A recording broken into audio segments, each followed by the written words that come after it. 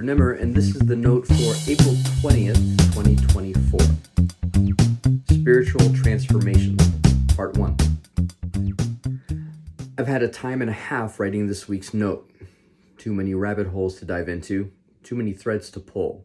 So, this is going to be a multi-part adventure. Let's begin. There are a multitude of theories that are proposed about how to navigate the world. They each rely on a vision for what is really true. Some propose that the world is fundamentally irredeemable, and the best we can do is hold on until we pass from this world to whatever comes next, if anything. Some propose that we should detach ourselves from everything of this world in order to experience the good life.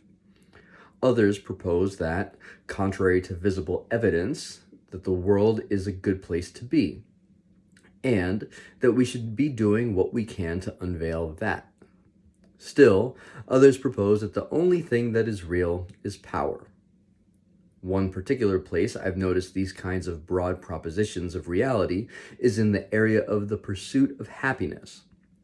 Consider a video I found on Instagram. The link is in the show notes. Posted by Stephanie Harrison, founder of the New Happy Company, the video shows Harrison proposing a method to be happier. It is avoiding the fundamental attribution error, a cognitive bias that attributes personal behavior to context and others' behavior to character. Harrison uses the common occurrence of being cut off while driving as their example of a situation. I can just imagine some common responses to being cut off. Can't you see me driving here? What the idiot is going to cause an accident? The fear caused by the danger of being cut off instigates a protective response. The thing that is deepest within us comes out when we feel our person under threat. Anger is a normal response. However, Harrison concedes that anger is not an emotion worth holding on to, especially if you are trying to pursue happiness. Even better to avoid it, or further, simply put it away, as Paul recommends in the letters to the Ephesians and Colossians. In order to avoid anger, Harrison recommends that we consider that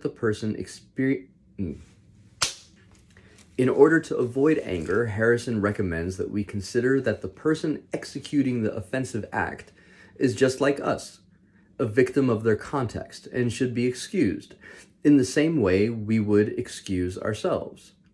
They aren't a rude person, just as we aren't rude. They just happen to be pressured into acting rudely. I want to offer a different way. The way I'm going to attempt to articulate here paints a darker picture of reality, but offers a more hopeful future. I will go slowly so as to get it all straight. There are a few key elements which I have to address in the right order, and of course there will be questions that come up along the way. Judgment. One of the cornerstones of spiritual formation is the ability to know. Knowledge being defined here as interactive relationship. Working out ideas to the point of knowledge is experimenting with them through application and experiencing them in relationship. This is to say that we can come to know what evil is, even as we come to know what goodness, love, kindness, or gentleness are. Judgment, then, is the ability to call something as it appears to be based on one's knowledge. Judging rightly, perceiving things as they actually are, is a skill that is necessary and can be developed. We can train our eyes to see and ears to hear differently than they may be used to for the sake of judging rightly. There are also ways of judging that can help us as we learn to judge well. One is that we need not judge beyond the scope of our knowledge. We can call the act of being cut off dangerous, unwise, even reckless, without calling the person committing the act dangerous, unwise, or reckless, because we don't really know the person. Another skill in judging is to say that even if we were to call the person dangerous, unwise, or reckless, this is not a condemnation for the person to remain that way for eternity. they can change. You may notice that separating the action from the person is one way to free the person from unnecessary judgment. But the other way is to honor the connection between the person and the act and separate judgment from personal condemnation. Honoring the connection between a person and their action is precisely what paints a bleaker picture. Yes, that rude comment, flippant remark, lashing out in anger, is reflective of a part of our person. And with regards to spiritual formation, it is our whole person that is the unit of measurement. Measuring the parts, mind, spirit, body, or soul, for example, leads to a kind of disintegration that is unhelpful at best and damaging at worst. If it is true that every action, the good and the evil, come from our whole person, then we have to contend with the fact that we, our person, are able, even willing, to do evil, and thankfully, good. We're not just the kinds of people who will cut off somebody while driving when we're under pressure. Rather, the pressure shows us the kind of people we really are, the kind willing to endanger others for our own purposes. This is a hard idea to come to terms with when stated plainly and without any other context, so I'm going to pause here and let it sit in for a moment.